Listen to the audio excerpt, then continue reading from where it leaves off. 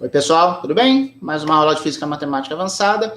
Vamos concluir na aula de hoje, concluir a nossa discussão sobre equações no sentido de distribuições.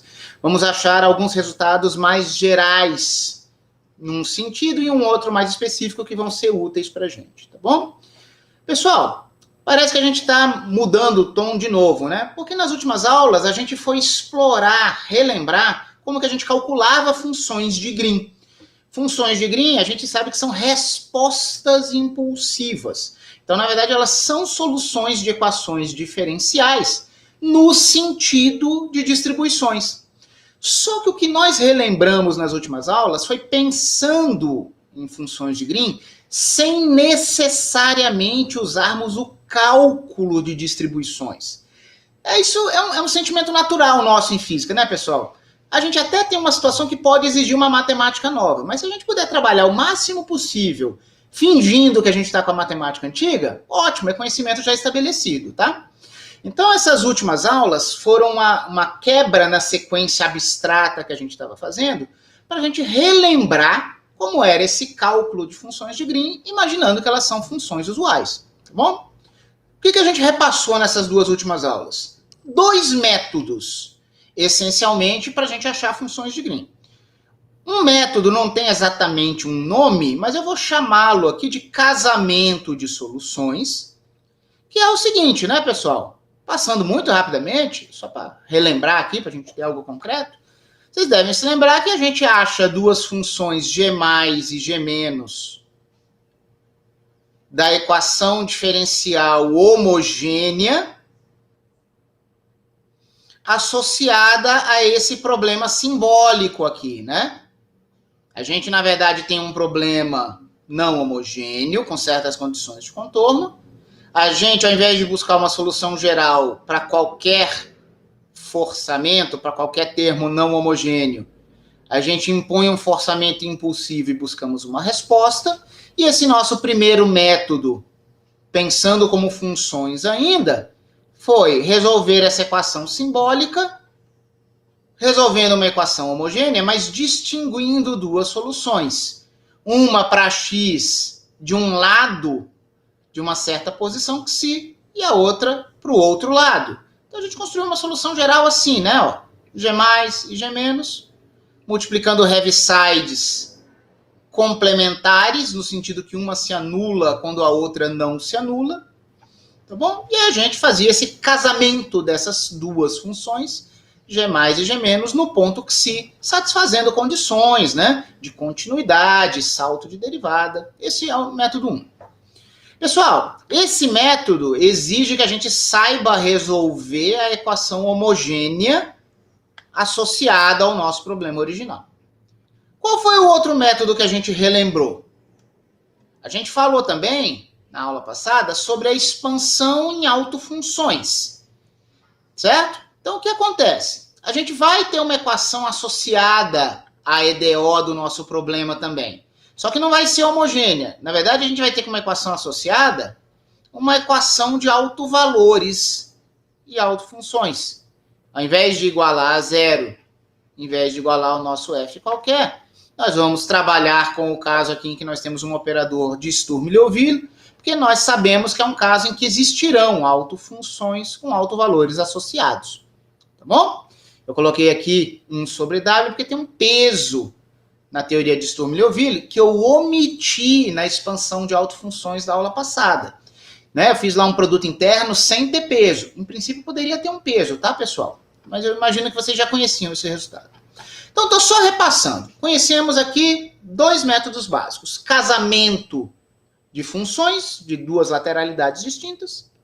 É uma forma de achar a função de Green. E outro método é expansão em autofunções. Eles têm dificuldades diferentes. No casamento de soluções, temos que resolver uma equação homogênea. Na expansão em autofunções, tudo só faz sentido se a gente souber as autofunções. Então, tem que saber resolver esse problema de autovalores. Pessoal, resolver um problema de autovalores como esse aqui não é trivial.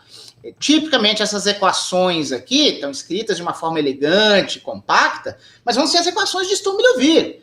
Os coeficientes são variáveis em geral. Você pode precisar de método de Frobenius, tá certo? Para tentar achar funções especiais que satisfaçam isso aqui. Então, notem que tem toda uma dificuldade aqui, tá? Claro que resolver o problema homogêneo no método do casamento de soluções é um pouco mais fácil, quando for possível, do que resolver o problema geral de autovalores, porque seria imaginar que você tem um autovalor nulo, certo? Só que nem sempre é possível, nem sempre é instrutivo também. Mas, pessoal, a gente ainda não viu, e nem vai ser hoje que a gente vai ver, o método talvez mais poderoso e mais útil para a gente achar funções de Green. Pessoal, é o método de transformadas, certo? Transformadas, como a de Laplace, que eu imagino que vocês já conhecem, ele tem o poder de transformar uma equação diferencial numa equação algébrica. Então, nós temos que aprender a resolver equações algébricas. Aí vocês vão dizer, eu já sei resolver equações algébricas de funções usuais. Só que, em geral, a própria equação simbólica que define uma função de Green é uma equação em distribuições. Então, a gente vai ter que aprender a tomar transformadas de distribuições. E isso a gente não vai fazer hoje, tá? Só que quando nós tomarmos transformadas de Laplace ou de Fourier de uma equação no sentido de distribuições, nós teremos novas distribuições, teremos equações algébricas em distribuições. Então, por isso que eu comecei aquele caminho abstrato para equações no sentido de distribuições e vou retomar esse caminho hoje, porque lá na frente, quando a gente estudar as transformadas, isso será necessário, tá? Pelo menos de uma forma conceitualmente mais completa, tá bom? Eu só comento aqui, pessoal, que a transformada de Laplace, ela tende a ser adequada quando a gente estiver tratando com aquelas funções de Green causais, que são identicamente nulas numa certa região do domínio, e só dali em diante não são nulas. Isso tem a ver com a integração de Laplace, de uma transformada de Laplace, ser de zero a infinito na sua definição. Enquanto as transformadas de Fourier serão boas para problemas não causais, que têm como domínio toda a reta real. Tá bom? Então, a gente precisa estudar mais equações no sentido de distribuições. Então, vou retomar esses resultados aqui hoje. Vamos lá. Pessoal, eu vou usar alguns dos resultados que nós já obtivemos para achar resultados novos hoje. Tem um novo resultado que é central, é o tema da aula de hoje, dessa curta aula de hoje. Olha só, tem uma distribuição chamada valor principal de 1 sobre x. E nós vimos que ela tem uma propriedade fundamental, que a distribuição formada pelo produto da função suave x por ela, pelo valor principal, dá 1. Essa não é a distribuição mais geral que resolve a equação x distribuição igual a 1. Mas ela é a solução particular fundamental. A gente demonstrou isso aqui em aula, está nas notas de aula. Então, nós já mostramos a validade dessa equação e nós afirmamos, certo? Não completamos a prova, embora tenha um esboço do começo da prova nas notas de aula, que nós também poderíamos saber resolver uma equação como essa aqui, ó, uma equação homogênea. Se você tiver uma certa função suave, x elevado ao inteiro positivo, vezes uma distribuição, a solução geral disso aqui é uma distribuição que envolve combinações lineares da delta e das suas derivadas até o grau m-1. Então, podia ter uma constante arbitrária vezes delta, mais outra constante arbitrária vezes delta', escalares arbitrários, tá, pessoal? Não distribuições constantes. São constantes escalares, fazendo uma combinação linear desses caras. É a solução geral para T vinda dessa equação. O que a gente vai fazer agora, o principal tema da aula de hoje, é resolver uma equação mais geral. E se eu tiver não só um monômio multiplicando uma distribuição e dando zero numa equação homogênea? Se eu tiver uma fx mais ou menos arbitrária, quem são as t's que satisfazem essa equação homogênea? No sentido de distribuições. Pessoal, nós vamos ter que fazer um pouquinho de hipóteses. Eu vou enunciar um resultado aqui, eu vou enunciar e depois eu vou definir algumas coisas da resposta, tá? Mas é intuitivo e já eu faço, que eu quis dar um enunciado mais conciso para o teorema. Então, olha só. Teorema. Seja f uma função suave, claro, né, pessoal? Tem que ser função suave vezes distribuição para que isso seja uma distribuição. Então, seja f uma função suave com zeros isolados, e de multiplicidade finita. Pessoal, vocês lembram que funções teste poderiam se anular identicamente de um certo ponto em diante. Elas são suaves, mas elas podem ficar identicamente nulas fora de uma localização. Esses zeros aí não são isolados. Então, não é disso que eu estou falando. Eu quero uma função suave que não dê identicamente nulo em algum momento, tá? Então, seja f com zeros isolados e de multiplicidade finita. O que é multiplicidade do zero de uma função? Segura aí, tá? Segura aí. Eu deixo só afirmar aqui a conclusão do teorema. Então, as soluções distribucionais dessa equação homogênea são da forma... Caramba, que forma é essa? Vamos olhar aqui para ela. São da forma dos somatórios. Aparece um MI que o professor ainda não disse o que é. Calma. Ó, tá vendo esses dois somatórios? Esquece os detalhes por enquanto. Eu estou dizendo que isso aqui vai ser uma combinação linear. Porque esses caras aqui vão ser números complexos arbitrários. Vai ser uma combinação linear de deltas e suas derivadas.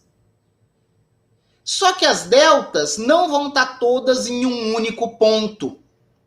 Em contraste com esse resultado aqui que a gente conhecia, porque eu disse que as t's que satisfaziam isso aqui era delta centrada em zero, delta linha centrada em zero, e todas as derivadas de delta centradas todas no mesmo ponto.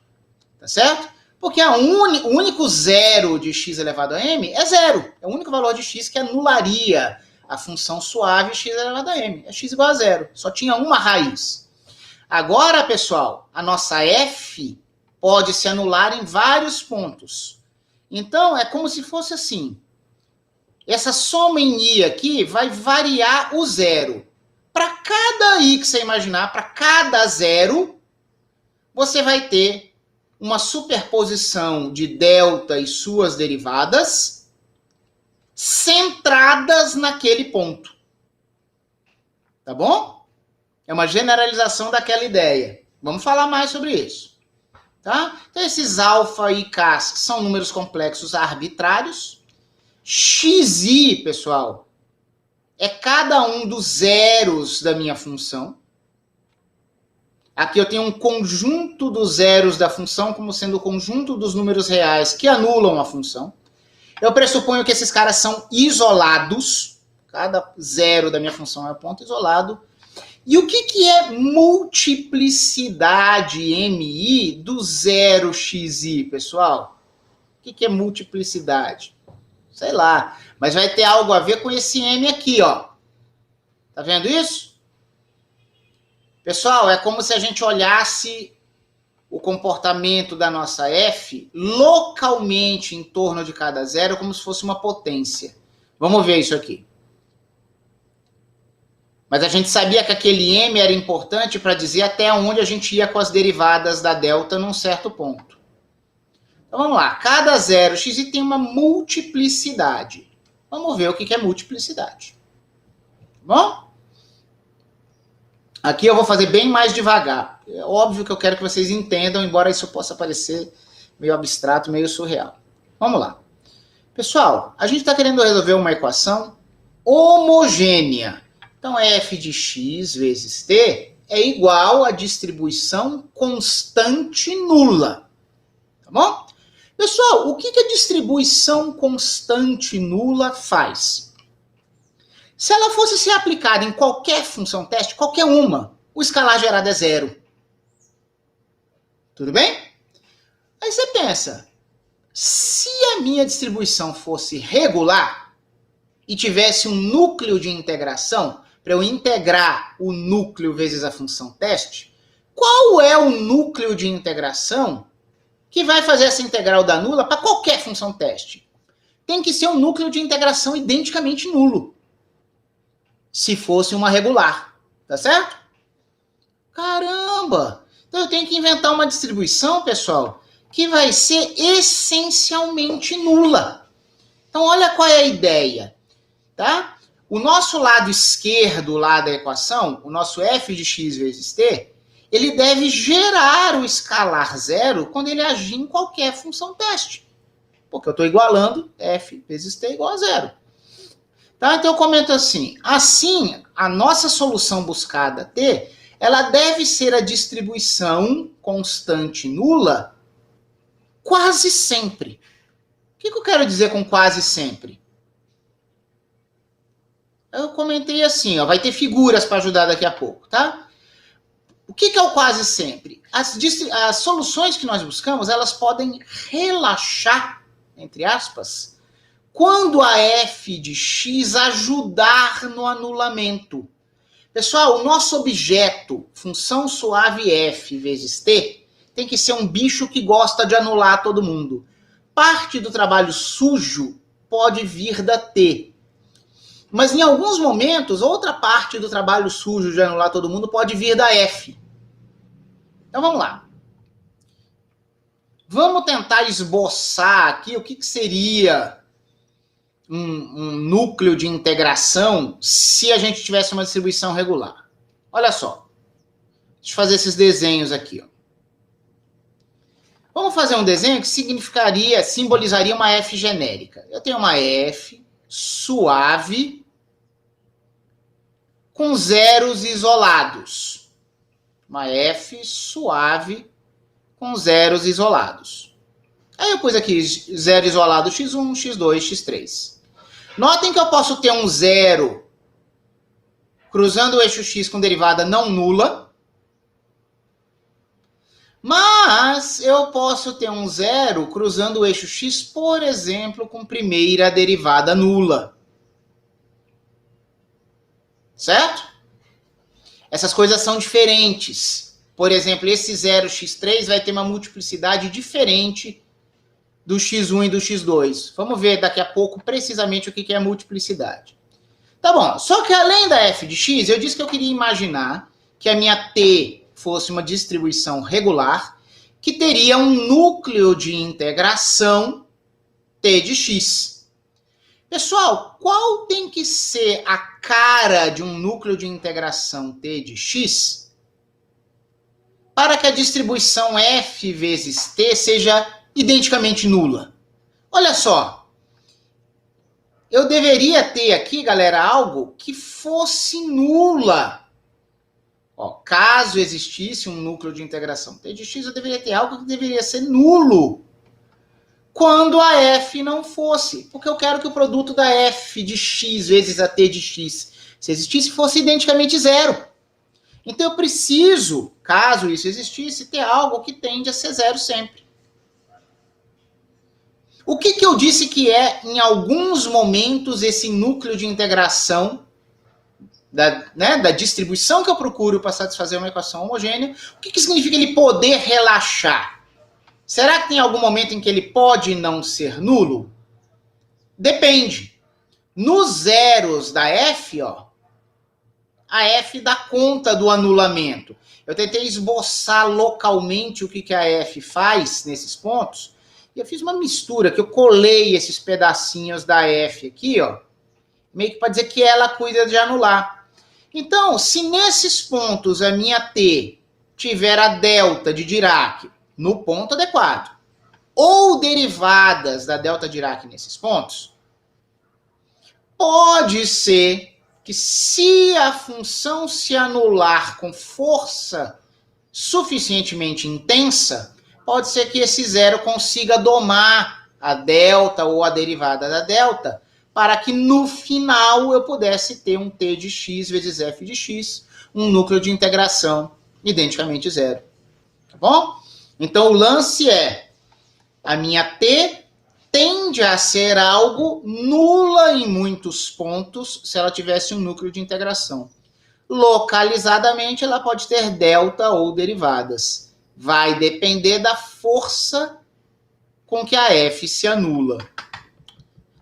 Eu comentei aqui, pessoal, deixa eu voltar, eu não dei atenção para isso. Isso aqui é uma ideia da demonstração. Isso aqui não seria uma demonstração, eu não chamaria isso de uma demonstração na frente de um matemático, tá? Estou sendo bem qualitativo aqui.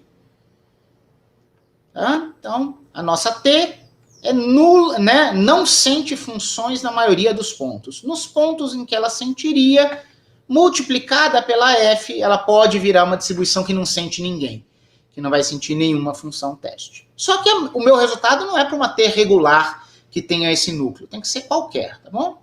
Mas, continuando na ideia da prova, vamos ver o que é a ideia da multiplicidade de um zero. Pessoal, localmente, eu vou imaginar que na vizinhança de qualquer zero, na nossa função, assintoticamente, ou seja, para x tão próximo quanto a gente queira do zero xi, então, localmente, a nossa f assintoticamente será dada da seguinte forma. Eu vou imaginar que ela possa ser dada dessa forma. Ela vai ter um x menos xi elevado a um expoente inteiro positivo, vezes uma função que é suave, é contínua, que não se anula no ponto. Ou seja, quando eu tiver com x sendo exatamente igual a x1, todo o anulamento vem disso aqui. Pessoal, é como se eu tivesse um x à quarta se anulando. Um x à quarta se anulando na origem se anula mais fortemente do que y igual a x, ou do que y igual a x ao quadrado. Mais fortemente em que sentido? Até derivadas naquele ponto são nulas. Até um certo grau. Vai depender desse expoente. Então, a ideia é, se você tem uma função que se anula em xi, f de xi seria zero. Só que esse anulamento, se ele puder ser expresso por um monômio de grau mi, vezes algo que não se anula, ou seja, todo o anulamento está nesse termo tipo potência, certo? Nesse monômio, a gente vai dizer que x igual a xi será um zero da f de multiplicidade mi. Como eu disse, é como comparar o anulamento de y igual a x com y igual a x ao quadrado ou y igual a x à quarta. Galera, o mais louco é que esse comportamento aqui é só local mesmo. Então, pessoal, a nossa função no ponto, nosso f de um x muito próximo, eu posso melhorar essa expressão aqui. Se o x realmente estiver próximo do xi, e essa função é contínua, na verdade isso aqui fica essencialmente constante. E vai ser gi de xi. Por que gi, pessoal? Porque essa aqui é a função contínua apropriada a esse ponto, vizinhança do zero xi. Tá? Cada zero, eu vou me aproximar, eu vou cortar o zero de uma forma diferente. Lembra do que eu tinha esboçado aqui em cima? Que eu cheguei em zero de formas distintas? Cada xi vai ter uma forma local diferente. Só que, sendo funções contínuas, isso é essencialmente gi de xi no ponto, vezes essa variação, x menos xi elevado a mi, vezes t, a nossa distribuição, que quando é conveniente a gente pode representar como se ela dependesse de x, t de x menos xi, porque eu estou olhando a vizinhança do ponto xi, igual a zero. Pessoal, isso aqui é uma constante não nula. Então, essencialmente, localmente, a nossa equação é x menos xi elevado a um certo inteiro positivo, vezes uma distribuição que potencialmente não se anula só naquele ponto, igual a zero. Pessoal, isso aqui era o que a gente já tinha resolvido, pelo menos o resultado que eu tinha apresentado para vocês, que x elevado a m vezes t de x igual a zero era a combinação linear de delta. Só que aqui vão ser deltas centradas em xi. Então, a solução dessa equação que vale só para 1, 0 é combinação linear com coeficientes arbitrários. Ih, eu errei, ó. Faltou uma derivada geral de ordem K aqui, tá? Delta Késima, combinação da delta no ponto e das suas derivadas. Esqueci o K aqui. E eu vou aqui de 0 até m menos 1 se eu tivesse a potência x elevado a m. O resultado do teorema não é só aquele somatório ali. É porque a gente... Aquele somatório ali é só esse somatório aqui. Só que isso vale para todos os zeros. Só que aí muda o ponto onde a nossa distribuição sente. Como eu disse, eu jamais apresentaria isso do jeito que está aqui para um matemático e diria, aceite isso e me dê 10 na prova como uma demonstração. Mas as ideias para qualquer demonstração rigorosa estão aqui. Um matemático intuitivo aceitaria que a ideia da demonstração foi apresentada. É uma superposição de soluções que a gente já conhecia. Localmente, a nossa f de x é x elevado a m para diferentes m's em torno dos diferentes zeros. Tá bom? Então é o resultado que a gente já conhecia. Espero que tenha sido convincente para vocês. Deixa eu voltar para cá. Um resultado muito bonitinho. Só verificar o meu horário. Tá quase estourado. Beleza. Vamos falar só mais um pouquinho. Exemplos. Pessoal, e se eu tivesse, então, a equação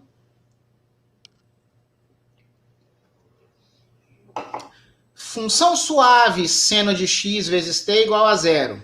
Quem satisfaz isso? Nós não sabíamos responder isso ainda. Se vocês acreditaram na minha explicação, agora a gente sabe. Pessoal, quem são os zeros desta função? Ora, seno, a gente sabe como é que é, né? Múltiplos de π. O seno sempre vai se anular em múltiplos de π. Então, são vários zeros, infinitos zeros. Todos isolados. Tá bom? Porque o seno vai estar cortando o eixo x sempre com derivada não nula. Então, as nossas raízes são múltiplos de π. Então, em geral... Mas que porcaria, eu errei de novo aqui, hein? Errei? Não errei não. Não errei não. Olha que maravilha. Bom, aqui eu não perdi nada não. Pessoal, a nossa solução serão combinações lineares de deltas centradas, cada uma em cada um dos zeros do seno. Sabe por que eu não errei? Eu não preciso de derivada aqui, e o meu somatório colapsou para um somatório só. Por quê?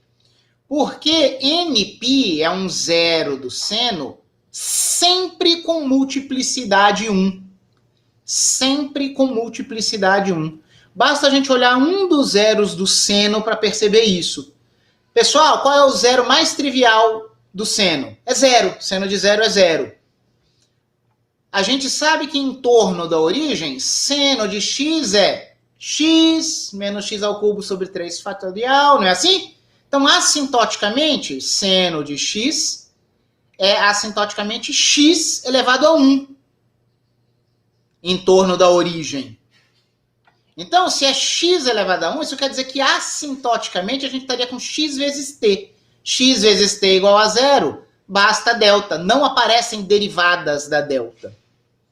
Vamos contrastar isso com o próximo exemplo. O que seria aqui a equação? Ó?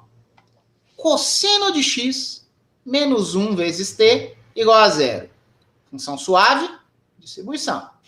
Pessoal, quando que o cosseno vale 1? Lembrem do gráfico. Na origem.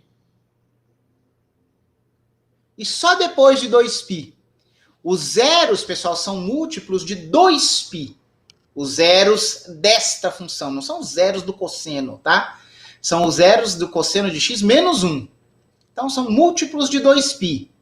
Só que essas soluções geral, a solução geral aqui, vai ser não apenas combinações lineares da delta, de deltas, nos múltiplos de 2π, mas também deverão aparecer combinações lineares de delta linha.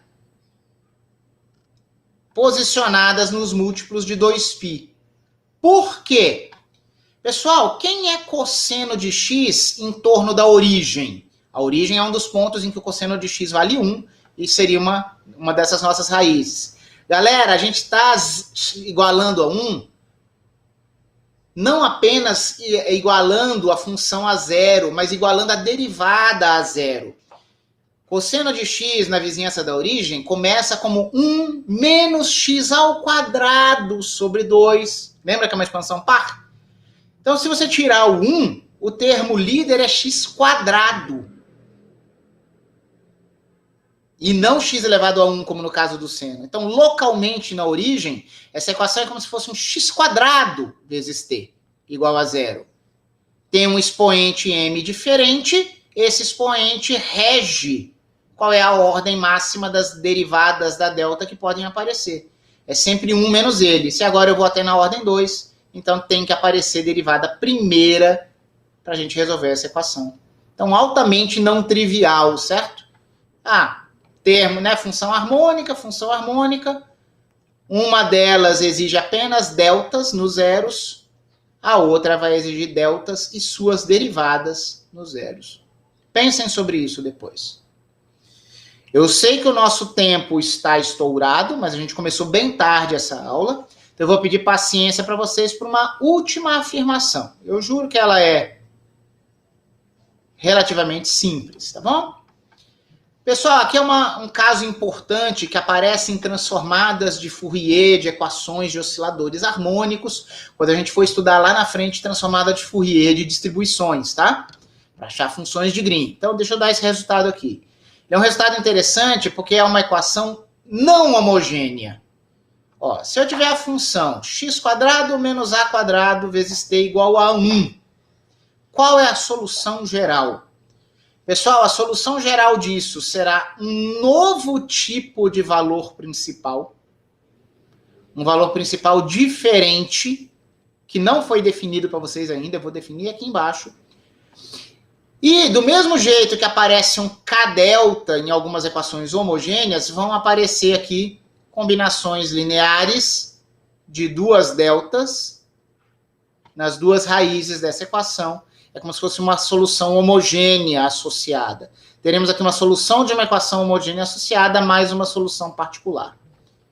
O que é esse valor principal aqui? É um nome que eu dei para isso aqui, ó. Pegue duas valores principais que você conhece, elas só estão deslocadas.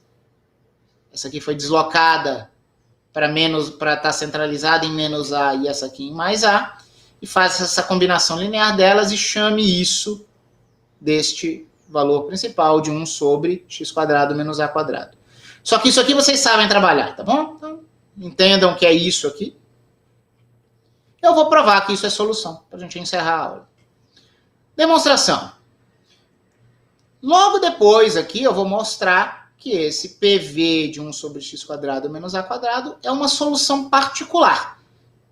Ela será tal que a função suave dada vezes ela vai dar 1.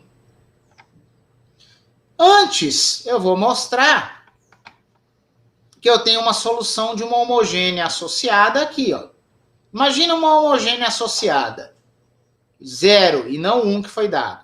Quais são as S's que resolvem esse problema aqui? Pessoal, isso aqui foi exatamente o teorema que a gente deu agora, né? Veja quais são os zeros, veja as suas multiplicidades e faça a combinação linear das deltas e suas derivadas, se for necessário, centradas nas diferentes raízes. Pessoal, isso aqui é x menos a elevado a 1 vezes x mais a elevado a 1. A e menos a, ambos são raízes, cada um com multiplicidade 1. X menos a elevado a 1 vezes x mais a elevado a 1. Então, não aparecem derivadas da delta, só aparecem as deltas, combinações lineares, centradas nos dois pontos. Isso aqui é um caso particular do teorema geral que a gente acabou de ver. E isso nos dá uma distribuição que é solução homogênea dessa brincadeira. Tá bom? Ora, se eu somar essa S homogênea com alguma solução particular, que vezes esse cara dá a distribuição identicamente 1, eu vou ter resolvido o problema geral. Então a gente já explicou a parte que tem constantes arbitrárias do resultado, basta a gente provar agora que isso aqui é verdade. Provar que isso é verdade é trivial, é só fazer a conta. Tá aqui a nossa conta. Vamos lá, para a gente encerrar a aula. Quem é x² menos a² vezes aquele termo esquisitão? Eu disse que aquele termo esquisitão era escrito em termos de coisas que a gente conhecia. Pessoal, constante 1 sobre 2a, pode vir aqui para fora. A função suave x² menos a² é o produto de x menos a por x mais a, que é comutativo. Eu também posso escrever isso como x mais a, x menos a. Então, essa função suave é distribuída aqui nesses termos. Quando ela for pegar o PV de 1 sobre x mais a, eu entro primeiro com o x mais a. Quando esse termo quadrático for pegar o PV de 1 sobre x menos a, eu entro primeiro com x menos a. Ora, x PV de 1 sobre x é 1. É a distribuição identicamente 1. E x menos a, PV 1 sobre x menos a, é a mesma coisa. Esses dois termos entre colchetes são a distribuição identicamente 1. A gente já conhecia o valor principal. Está só deslocado. Função suave x menos a vezes a distribuição constante identicamente 1 é a distribuição x menos a que coincide com uma função regular. X menos a menos x mais a vezes 1, que é x mais... Opa! Nossa senhora, errei de novo aqui. Aqui é mais a, tá, pessoal? É esse cara que vem daqui. Mil perdões. Inclusive, será que eu errei os sinais? X menos a menos x mais a. Isso aqui está dando menos 2a, né? Tem um erro aqui, pessoal. Eu errei sinais aqui em algum lugar. Deixa eu ver. Aqui eu fiz mais e aqui eu fiz menos. E a definição era mais e menos. Eu acho que é menos aqui, pessoal. Eu errei tudo aqui. Meu Deus. Vou corrigir essas notas de aula, tá?